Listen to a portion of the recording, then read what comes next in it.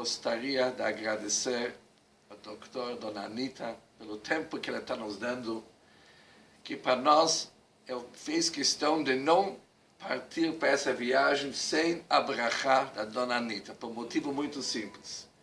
Ouvindo e me interessando nas obras e trabalhos dela, eu sei como que ela valoriza uma viagem dessa. E eu gostaria de fazer a primeira pergunta para a Dona Anita. O que a senhora acha que nós devemos aprender dessa viagem? É importante para nós. Bem, primeira coisa eu quero agradecer ao senhor Rabino, as palavras gentis que se referiu a mim. Eu penso, em geral, eu sempre fui a favor da gente poder ver os lugares que têm significação para nós. A Espanha e Portugal têm uma grande significação para os judeus, por muitas razões que nós conhecemos a história do Sefaradi. Mas nós sabemos que até a hora em que D. Manuel determinou que todos os judeus de Portugal vão ser católicos, até esse momento nós conhecemos a história. Porque tem livros de Dubnov, tem livros do Gretz, tem tantos livros não, que falam da história judaica, tanto dos Ashkenazi como dos Sefaradi. Mas o que nós não conhecemos, nada, nem sabemos que essa história aconteceu, foi o que se passou com os judeus, que foram obrigados a ser católicos, depois de 1497, que foi o ano em que o rei Dom Manuel obrigou todos a se converterem. Nós não sabemos. Agora, recentemente, é que nós estamos investigando, pesquisando nos arquivos, nos documentos manuscritos, nos documentos raros, documentos inéditos que nunca passou na mão de ninguém. Nós agora estamos investigando toda uma história judaica que ninguém, nem judeus e nem católicos, e nem outra religião conheciam. Ninguém conhecia. Agora está se abrindo para nós uma história. E essa história que está se abrindo é a que vocês vão ver um pedaço nesta viagem. Essa viagem pela Espanha e Portugal é muito significativa. Primeiro, porque vocês vão ver em loco. As pessoas não existem mais. Mas o legado daquilo que eles foram ainda está marcado nas cidades onde vocês vão viajar e vão ver. Essas cidades importantes que vocês vão viajar, cada uma tem uma história. História de vidas, histórias de grandes sofrimentos, porque naquela época funcionava um tribunal só para os judeus. E os judeus, muitos milhares, passaram pelas torturas ou pelo fogo sob ordem desse tribunal. Vocês vão ver o que se passou na Espanha, por exemplo. Vão viajar pelaquela maravilhosa cidade de Toledo. Toledo era uma cidade judia. A população era praticamente judia. Aliás, eu acho que chamava Toledot, não é? Toledano? Toledot. Sim. E essa cidade, ainda ficou. A maior parte das coisas lindas que os judeus fizeram foram apagadas. Os cemitérios foram destruídos, os livros foram queimados. A maior parte demoliram. Sobrou alguma pouca coisa que nós podemos ver, e vocês vão talvez examinar. Parece que o mais antigo testemunho da existência de judeus é do século III. Provavelmente deve ter tido muito antes, mas eles destruíram. Os cristãos destruíram praticamente tudo que era sinal da existência e da vida de judeus na Espanha e em Portugal. Então vocês vão poder ver, vão poder visitar hoje conventos, vão poder visitar igrejas que eram antigamente sinagogas, onde os judeus viviam dentro de uma comunidade antes de se converterem e viviam organizados, tinham rabinato, tinha toda uma organização. Tudo foi destruído. Tudo foi destruído. Hoje em dia, esses lugares judaicos antigos são todos transformados em organismos cristãos. Praticamente tudo. O que ficou alguma coisa, nós temos 2 sinagogas, a Sinagoga do Trânsito e a Sinagoga Santa Maria la Blanca. Essas 2 ficaram e ainda estão lá, e ainda é objeto de turismo, de visitas, e vocês provavelmente vão visitar, e ainda tem as inscrições hebraicas, ainda tem testemunho. Então esse testemunho que vocês vão ver é uma relíquia, é o que sobrou e o que ficou de uma história de 300 anos. Durante 300 anos os judeus viveram obrigados a serem cristãos. Durante 300 anos os judeus viveram praticando o catolicismo, obrigados a praticar. Durante 300 anos nós encontramos judeus secretos, que enfrentavam todos os perigos, mas quando fechavam as portas das suas casas, eles eram judeus e eles praticavam as cerimônias, os rituais, o Pesach, o Yom Kippur, e religiosamente não comiam pão na Páscoa. Mas isso foi um grupo que teve coragem de viver eternamente ameaçado de ser queimado. Esse era um grupo que teve uma coragem extraordinária. Esse é um grupo que realmente... Com licença, quer água, dona Ana, no café, alguma coisa? Quer não? Depois. Tá. Esse é um grupo que atravessou 300 anos secretamente guardando a fé judaica. Isto, não acredito que exista outra história igual no mundo. Para mim, eu conheço história, eu sou professora de história há 40 anos, eu não conheço nada semelhante. Tem casos individuais na Itália, em outros lugares, que se converteram, depois voltaram, em Roma, em outros lugares. Casos individuais, nós encontramos a história judaica cheia.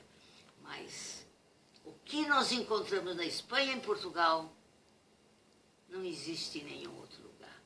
Porque depois de 500 anos vivendo ameaçados de morte, renasce hoje uma população brasileira que diz, que lembra, que seus pais, seus avós eram judeus secretos. Hoje, nós temos hoje uma quantidade enorme, nós não sabemos quantos, que estão espalhados pelo Brasil inteiro, que são descendentes daqueles fantásticos homens que tiveram a coragem de preservar a fé judaica, apesar de todos os perigos. E esses brasileiros renascem hoje neste país. Então nós temos que ter consciência de que nós vivemos num país que foi criado pelos judeus, foi construído pelos judeus, e que hoje renasce com uma força extraordinária, porque eu visitei lugares na Espanha e em Portugal, onde nós encontramos até hoje aqueles secretos judeus que não dizem o que são, não falam nada. Eu conheci em vários lugares de Portugal, vocês vão visitar. Alguns lugares hoje já vocês vão ver que eles já têm consciência que eles eram de origem judaica, querem ser judeus outra vez. Vocês vão encontrar essa gente que conserva o kashrut, as festas judaicas, e vão encontrar lugares como lá na Serra da Estrela, em Belmonte, onde vocês vão ver lojas, vocês vão visitar lojas, onde a comida é kasher, onde o vinho é kasher, pão é kasher, tudo que eles comem é kasher, e tem sinagoga, e eles são, hoje, consideram-se e são judeus. Isto é a prova da imortalidade do nosso povo. 500 anos e renasce ainda outra vez, do quê? De que provas? Da história oral, porque meu pai contou, minha mãe contou, minha avó contou. Isto é uma prova que nós somos imortais.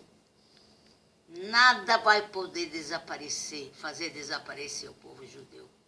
Se ele viveu 300 anos ameaçados com a Inquisição, que viveu sendo queimado, inocentes de tudo, queimados, e viveram e sobreviveram até hoje, isso mostra que nada pode nos destruir.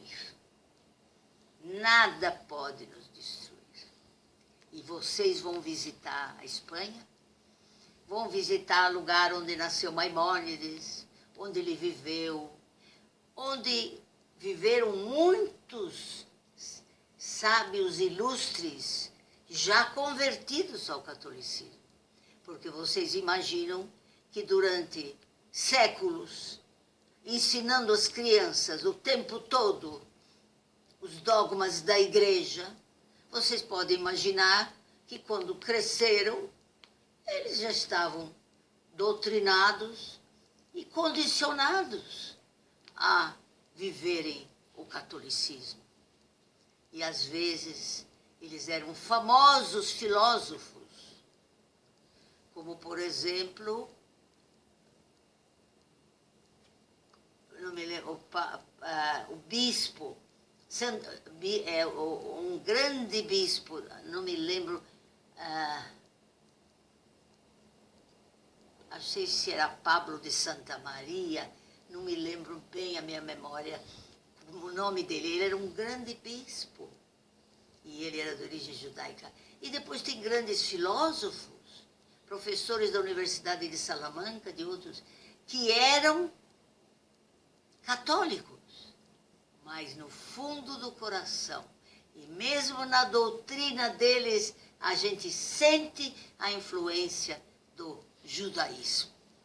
Então vocês vão conhecer Portugal, vão conhecer Belmonte com certeza.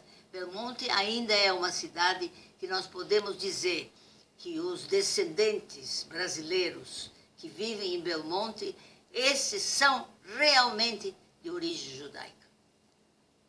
Não há dúvida nenhuma, porque a maneira com que eles vivem e a maneira com que eles respeitam as leis judaicas e a maneira com que eles lembram a sua infância e dos avós, não há dúvida nenhuma que eles são descendentes daqueles judeus corajosos que enfrentaram tudo para poder sobreviver como judeus. E vão ver lá em Portugal outras aldeias. Vocês sabem, quando eles se converteram, eles tomaram o nome ou do padrinho, ou da cidade onde ele vivia, ou de uma coisa da natureza, e muitas vezes o nome da cidade. Então vocês vão ver a cidade de Guimarães. Em Guimarães vocês vão ver na igreja, tem uma igreja dos combatentes que lutaram pela independência de Portugal. Você vai ver todos os túmulos têm cruz, mas tem um túmulo que tem um Magui David. Vocês vão visitar a igreja em Guimarães. Depois vocês vão ter também museu, que ainda agora Portugal está começando a valorizar a sua história. E ele está começando a guardar coisas, estão fazendo o Museu Judaico, agora eles estão começando. Mas a história é tão longa, a história é tão rica, que vai levar, como eu disse, já muitas gerações para nós podermos resgatar toda essa riqueza que foi a nossa vida. Agora, muitos que tiveram que se converter e que criaram os seus filhos porque eram obrigados no catolicismo, muitos, esses são o povo brasileiro. O povo brasileiro que nós vivemos aqui neste país, este povo brasileiro, em grande parte, eu penso que deve ser até a maioria, descendente daqueles judeus que foram convertidos em 1497. E lá em Portugal, vocês vão poder ver em cada cidade, Miranda, Chaves, cada cidade que vocês visitarem, vocês podem ver que nessa cidade tem uma história. Todas as cidades de Portugal têm uma história. Não estamos agora escrevendo várias. Nós temos a história de Guarda. Guarda foi um centro, era bispado, e foi um centro de judaísmo. Nós temos várias cidades no sul, no Algarve, que também eram colônias inteiras judaicas. Vocês vão visitar esses lugares. Nos lugares onde tiver algum resquício, eles vão mostrar para vocês, porque Portugal agora está interessado em divulgar. Está interessado. Quando eu fui para lá a primeira vez, ninguém queria me contar nada. Ninguém queria me falar nada. Eu entrei nos arquivos porque eu tive autorização do ministro, trabalhei nos arquivos sozinha. Quando eu perguntava alguma coisa, ninguém sabia nada e ninguém queria falar nada. Hoje não. Hoje vocês vão ver essa história, vão encontrar vários monumentos, vão encontrar túmulos, vão encontrar a sinagoga, aquela sinagoga que, como é que chama? É uma sinagogazinha que ainda mantém todos as peças judaicas.